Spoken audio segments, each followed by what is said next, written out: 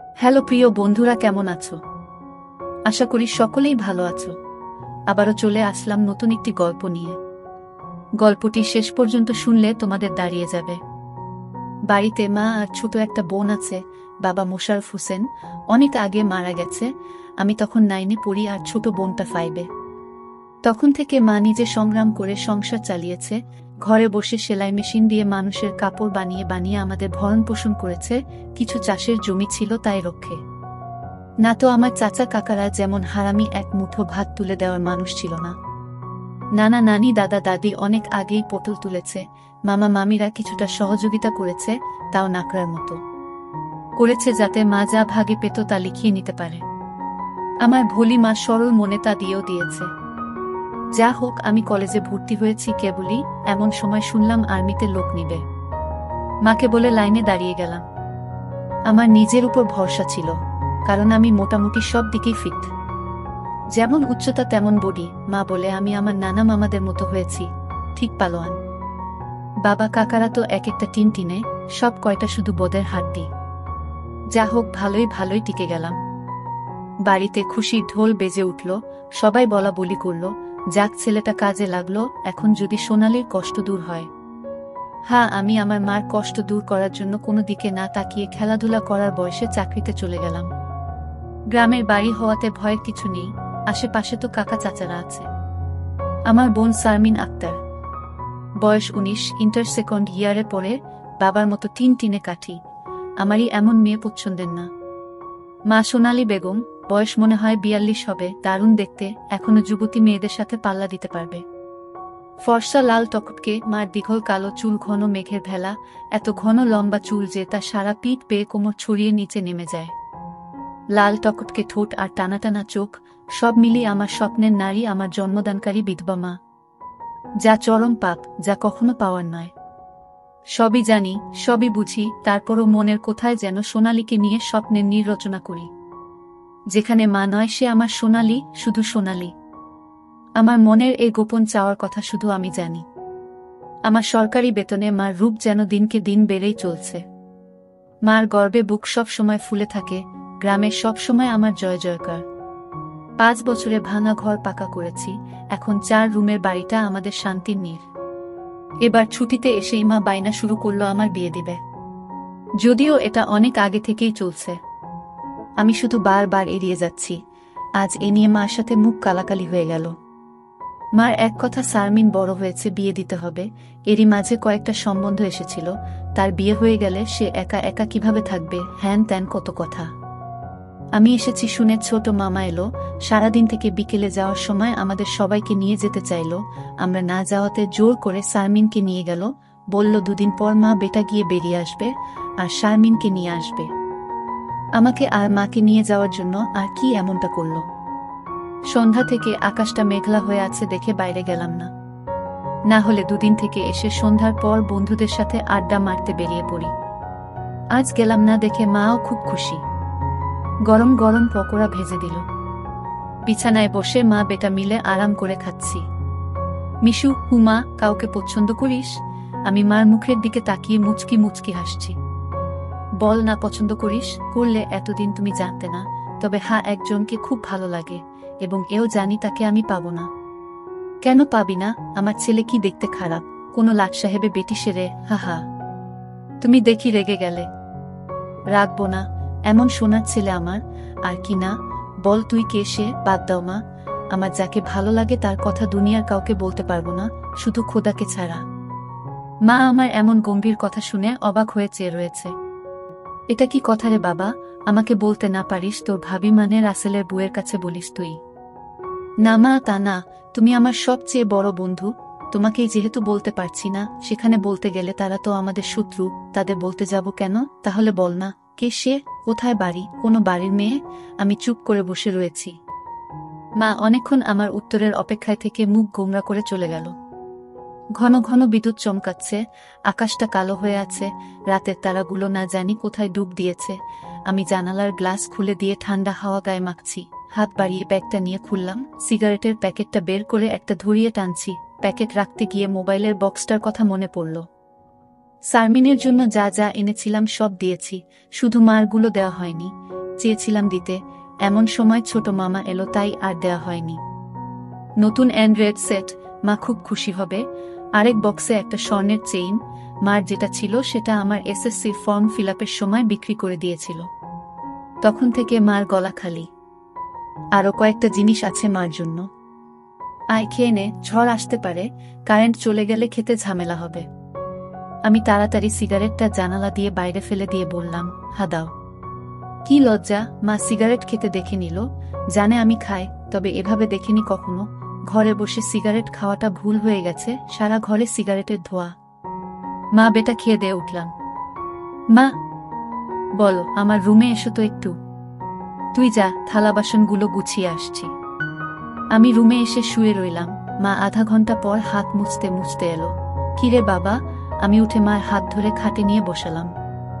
Bag থেকে এক এক করে শাড়ি, ব্লাউজের কাপড়, ছায়ার কাপড়, একটা বাদুর বোরকা, দুটো ওড়না, একটা শীতের জামা, চাদর এবং আরও একটা প্যাকেট দিলাম।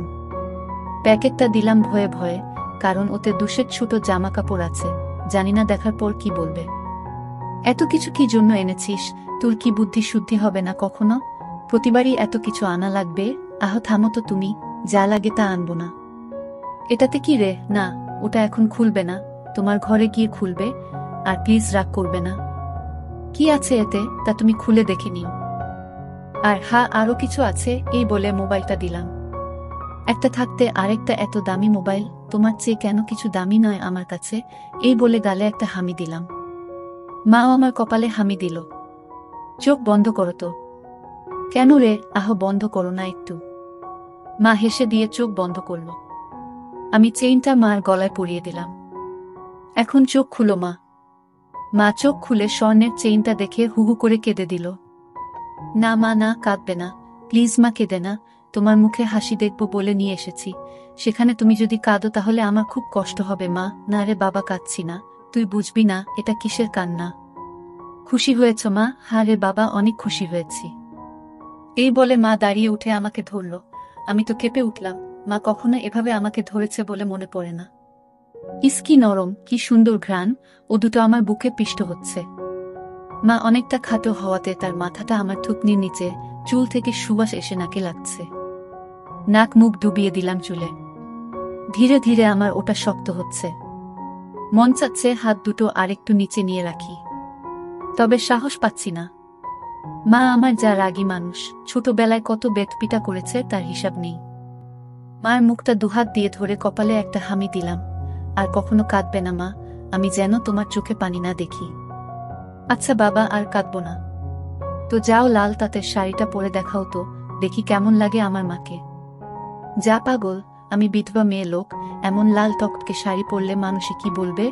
কি বললো তাতে তোমার কি যায় আসে? আর এখানে মানুষ আসবে কোথা থেকে? মানুষের সামনে না পড়তে চাইলে পড়ো না, এখন আমাকে তো পরে দেখাও। আমার খুব মন চাইছে সাজুগুজু করে কেমন লাগে দেখতে। তাই ইস আমার বাবা এনেছে, আর আমি পরব না তা কি হয়? তবে মানুষের সামনে কখনো পড়তে বলিস না রে। ঠিক আছে মা, আমি শুধু আমার সুন্দরী মাকে দু চোখ ভরে দেখতে পেলেই হলো। যা দুষ্টু, মাকে কেউ সুন্দরী বলে? হা হা, তাই? তাহলে কি বলবো গো? হি হি, তুই জানিস কি বলবি। বেয়াদবি নিও না, প্যাকেটে যা আছে তাও পড়ো। কি আছে রে এতে? যাও খুলে রাখো। মা চলে গেল। আমি পিছন থেকে দেখে মুগ্ধ হয়ে গেলাম। এ মহিলার কি কখনো যৌবনে ভাটা পড়বে না? প্রায় 15 মিনিট পরে মা এলো। অসম্ভব, এ কাকে দেখছি আমি? এতদিন এক পেরে শাড়িতে যে মাকে দেখেছি তার সাথে এই মহিলার কেন মিল নেয়? কি সুন্দর, অতুলনীয়, গর্জিয়াস, মার্ভেলাস, যতই উপমা দিই না কেন কম পড়ে যাবে। মা দরজার কাছে দাঁড়িয়ে আছে, আমি বিছানার পাশে হা করে দাঁড়িয়ে আছি। মা ভীষণ মায়াবী করে হেসে চোখের ভ্রু উঠানামা করে জানতে চাইলে, কি কেমন? আমি ধীরে ধীরে মার সামনে গিয়ে দাঁড়ালাম। কি রে, কেমন হয়েছে? দারুণ মা, খুব সুন্দর, মনে হচ্ছে অ্যাঞ্জেল। যা দুষ্টু, মাকে এমন কমপ্লিমেন্ট দিতে হয়? আমার 10 পাস মা যে এমন কথাও বলতে পারে জানা ছিল না। সরি মা, বলে হাত ধরে বিছানায় নিয়ে বসালাম। আমি নিচে বসে মার কোলে মাথা রাখলাম। তুমি সব সময় এমন ভাবে থাকতে পারো না মা। মা আমার মাথায় চুলে হাত বুলিয়ে দিয়ে কি পাগলের মতো বলছিস? মানুষে দেখলে কি বলবে? তাহলে বলো, আমি যে কয়দিন থাকবো সে কয়দিন এমন করে সেজে থাকবে কেন রে? আমার খুব ভালো লাগে মা। হি হি পাগল, আচ্ছা থাকবনি। আমি মুখ উঠিয়ে মার মুখের দিকে তাকিয়ে, ওগুলো পড়েছ মা? যা শয়তান, কিছু তো শরম করো। মার জন্য কেউ এসব আনে, জানি না মা কেউ আনে কিনা, তবে বাবা থাকলে হয়তো আমিও আনতাম না। সে নেই দেখে মনে হলো আমার মার তো ভালো মন্দর খোঁজ রাখার কেউ নেই, তাই নিজেই রাখি। রাগ হয়েছ মা? না রাগ হয়নি, কিন্তু আর আনিস না। কেন মা, পছন্দ হয়নি? নাকি সাইজে হয়নি? সব ঠিক আছে। তবে তবে কি মা? মা লজ্জায় মুখ ঘুরিয়ে নিয়ে, তুই এনেছিস ভাবলে পড়তে শরম করে রে। আজ থেকে আমাকে ছেলে নয় বন্ধু ভাববে, তাহলে আর শরম করবে না। হবে মা আমার বন্ধু। যাহ পাগল, সমবয়সী না হলে কি বন্ধু হওয়া যায়? এ যুগে ওসব পুরনো কথা মা। তাই বলে মা ছেলে? হ্যাঁ মা ছেলে, এতেই তো ভালো, একে অপরের কাছে আসা যায়। তুই অনেক বড় হয়ে গেছিস দেখি, কি সুন্দর কথা বলছিস। তা তো অবশ্যই, কয়দিন পর তোমার ছেলে সেকেন্ড লেফটেন্যান্ট অফিসার হবে। খুব ভালো হবে রে বাবা, খুব ভালো হবে। এমন সময় বিদ্যুৎ চলে গেল। মোবাইলটা জ্বালাতো মিশু, দেখি চার্জার বাতিটা কোথায় আছে। থাক না মা, এমন কি সুন্দর তোমার কোলে শুয়ে আছি। জানো মা, পাহাড়ি এলাকায় একা একা পোস্টে ডিউটি দেওয়ার সময় এমন স্বপ্ন রোজ দেখি। প্রতিদিন মনে হয় তোমার কোলে শুয়ে একটু যদি। ঠিক আছে, এমনই থাক, তোর যত মন চাই। ধন্যবাদ মা। হি হি পাগল। মা হু, আজ আমার পাশে ঘুমাবে একটু? কেন রে, মন চাচ্ছে তোমাকে ধরে ঘুমাতে। ঠিক আছে, যা সদর দরজাটা বন্ধ করে ঘরগুলোতে ছিটকানি লাগিয়ে আয়। আমি উঠে লাফাতে লাফাতে চলে গেলাম। আজ আমার খুশি ধরে না, কিছু হলে হতেও পারে। এক জগ পানি নিয়ে এলাম সাথে করে। এসে দেখি মা শুয়ে পড়েছে। টেবিলে জগটা রেখে খাটের পাশে দাঁড়ালাম। মা দেয়ালের দিকে সরে গিয়ে আমাকে জায়গা করে দিল। বজ্রপাতের আলোতে মার মুখটা মায়াবী মায়াবী লাগছে। খোলা জানালার হিম বাতাসে আমার মনে ঝড় তুলছে। জানি না আমার মনে কি চলছে। মনে হচ্ছে মা তার স্বামীকে পাশে শোয়ার জন্য জায়গা করে দিল। মা নতুন বউ, আমি তার স্বামী। দাঁড়িয়ে রইলি যে, শুবি না? হাসুই। মার পাশে শুয়ে পড়লাম, দুজনে মুখোমুখি। আধো অন্ধকারে দুজনে দুজনার দিকে চেয়ে আছি। ঘুমাবি না? তুমি ঘুমাও, আমার ঘুম এত তাড়াতাড়ি আসে না। তাই আয় কাছে আয়, মাথায় হাত বুলিয়ে দিচ্ছি। আমাকে আর পাইকে একেবারে মার বুকের কাছে বুক নিয়ে গেলাম, তবে কোমরটা দূরে রাখলাম। মা একটা হাত সাইডে লম্বা করে দিল। এখানে মাথা রাখো। মা তার হাতের উপর মাথা রাখতে বলছে।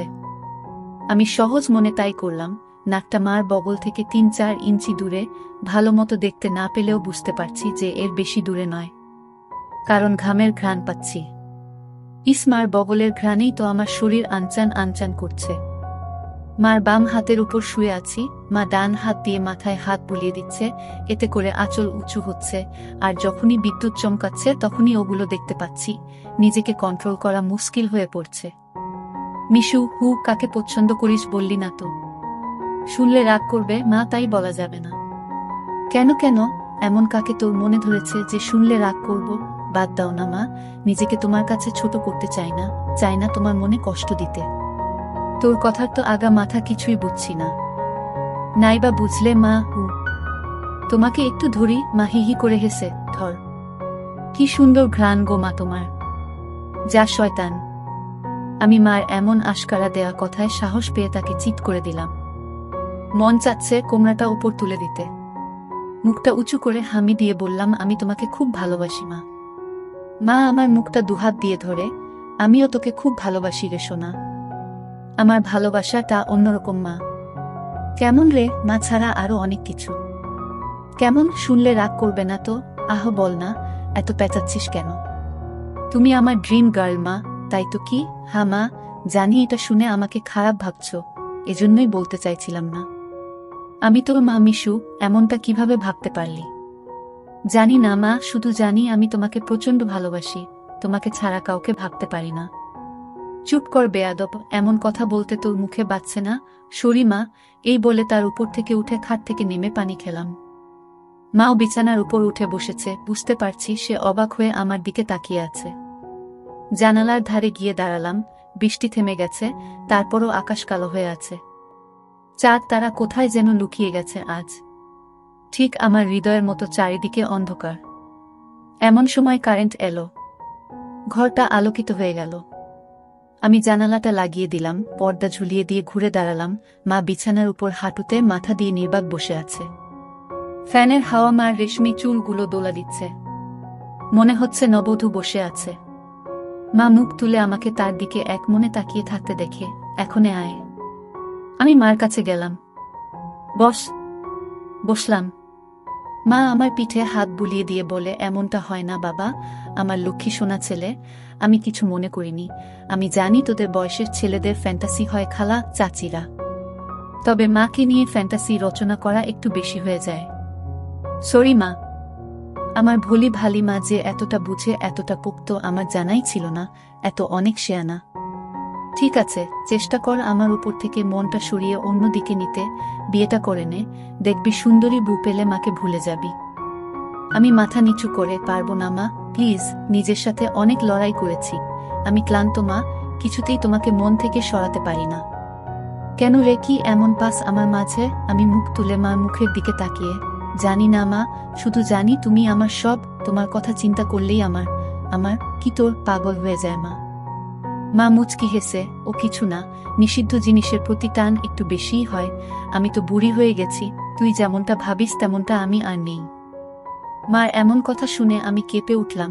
মা কি ইশারায় আমাকে বুঝালো যে তার জিনিসপত্র আর আগের মতো নেই, দেখলে আমার পছন্দ হবে না? দেখ বাবা, এক একজনের এক একজনকে ভালো লাগে, তাই বলে কি তাকেই নিজের করে পেতে হবে এমন কেন কথা আছে? অন্য কেন মা হলে এসব কথা শোনার সাথে সাথে চিৎকার চেঁচামেচি করে বাড়ি মাথায় তুলতো। আমি কিন্তু তা করছি না, কারণ তুই আমার একমাত্র ছেলে। নারী ছেঁড়া বাঁধন তোকে আমি অনেক ভালোবাসি, তাই বলছি আমার ভালোবাসার মর্যাদা রাখতে বিয়ে করে নে বাবা। দেখবি ধীরে ধীরে আমার থেকে মন বোমার দিকে চলে গেছে। ধন্যবাদ মা, তুমি আমার কথা মন দিয়ে শুনেছ এবং যুক্তি দিয়ে ভালো মন্দের বিচার করেছ বলে। তবে লজ্জা না করে বলছি মা, এর আগেও আমি দু একটা মেয়ের সাথে মিশেছি, তারা শুধু সুখ পেয়েছে আমার কাছে, আদর ভালোবাসা একটু পাইনি আমার কাছ থেকে। এমনকি আমার নিজেরও হয় না যতক্ষণ চোখ বন্ধ করে তোমাকে না ভাবি। যখন সেসব মেয়েদের জায়গায় তোমাকে কল্পনা করি তখন আমি আর নিজের মাঝে থাকি না, সুখের সাগরে ভেসে যায়। কেবলমাত্র তখনই হয় আমার। তুই তো অনেক দূর এগিয়ে গেছিস তাহলে। আমি অনেক আগে থেকেই বুঝতে পেরেছিলাম যে আর চোখে লুকিয়ে লুকিয়ে আমাকে দেখিস। ভাবতাম শয়তান ছেলে পুলে, আর একটু বড় হলে সমবয়সী মেয়েদের সাথে মিশলে ঠিক হয়ে যাবে, কিন্তু এখন দেখছি তা না। তোর দেখি বয়স্ক মহিলাদের ভালো লাগে। এতক্ষণ মার সাথে এত খোলামেলা কথা বলতে পেরে নিজেকে অনেক হালকা লাগছে। সাহস করে মাকে ধরে শুইয়ে দিলাম। মা চুলে হাত বুলিয়ে দিচ্ছে। আমি তাহলে কি করব মা, সেটাই তো ভাবছি। যেটাই ভাবো মা, আমার মতো পরিবর্তন হবে না। মানে কি? মানেটা তুমি ভালো করেই জানো। মার কণ্ঠে এবার সত্যি সত্যি রাগের আওয়াজ পেলাম। তাই বলে সারা জীবন বিয়ে করবি না, নাকি ছেলে হয়ে মাকে বিয়ে করতে চাস? মা যে এমন কথা ঠাস করে বলে বসতে পারে তা আমি চিন্তাই করিনি। আমি বললাম, বিয়ে না করতে পারলেও তো তুমি আমার হতে পারো। এটা কি মামা বাড়ির আবদার নাকি? ছিছি মিশু, এমনটা বলতে তোর মুখে বাঁধল না? তাহলে সারা জীবন ছেলেকে এভাবেই দেখতে পাবে মা। তোমার এই মিশু কখনো বিয়ে করবে না। মার চোখে জল টলমল করছে। আমি হাত দিয়ে তা মুছিয়ে দিলাম। আমি তো এমন কিছু করিনি মা। তাহলে তুমি কাঁদছো কেন? আমরা দুজন জাস্ট আলাপ করছি। মা অনেকক্ষণ চুপ থেকে, শুন বাবা, লজ্জা শরমের মাথা খেয়ে বলছি, তোর কষ্ট আমি দেখতে পারবো না। আর বয়স্ক মহিলাদের কাপড় চোপড়ের উপর থেকেই কেবল ভালো লাগে, খুললে নয়। তুই যদি চাস তাহলে আমাকে সেভাবে একবার দেখে নে, তাও তুই মতো পরিবর্তন করো। তবে শুধু দেখতে পাবি, কিছু করতে পারবি না। মার মুখে এমন কথা শুনে আমি আর দুনিয়াতে নেই। বল রাজি। আর যদি আমি দেখে আরো বেশি আকর্ষণ অনুভব করি তাহলে? আমি বলতে চেয়েছি যে আজ আমাকে দেখো, আর আগেও তো তুই অন্যদের দেখেছিস, তাহলেই তফাৎটা বুঝতে পারবি। আমার মনে হচ্ছে আমার মতো মার মনের ভিতরেও কিছু আছে, নয়তো দেখার কথা। আমি তো কিছু বলিনি। মা নিজ থেকে দেখতে দিতে চাইছে যে। রাজি? হ্যাঁ রাজি। যা, বড় লাইটটা বন্ধ করে ছোট লাইটটা জ্বালিয়ে আয়। মনে মনে ভাবলাম, কি সৌভাগ্য, আজ তো আমার পোয়া 12 লেগে গেছে। নীল বাতিটা জ্বালিয়ে খাটের পাশে দাঁড়িয়ে রইলাম। মা উঠে দাঁড়ালো। ধন্যবাদ মা, আমার স্বপ্ন পূরণ করার জন্য। তোর জন্য আমি সব পারি রে, শুধু কথা দে সব দেখে নিয়ে মাকে ভুলে যাবি না তো, বা ভুল বুঝবি না তো? কি বলছো মা? তুমি আমার মা, আমার স্বপ্নের রানী, আমার ফ্যান্টাসির জগৎ সব কিছুই তুমি, তোমাকে ভুলে গেলে তো নিজেকেই ভুলে যাওয়া হয়। কথা দিলাম মা, জীবন থাকতে তোমার অবাধ্য হব না, ভুল বুঝা বা ভুলে যাওয়া তো দূরের কথা। আমি বললাম, কিছু মনে করো না মা, আমি কি ছুঁয়ে দেখতে পারবো? মা আমার চোখের দিকে তাকিয়ে, আমি তোর মা মিশু। হ্যাঁ মা, তুমি আমার মা এবং আমার স্বপ্নের রানীও। আমি পিছন দিকে গিয়ে শাড়ির আঁচলটা ফেলে দিলাম।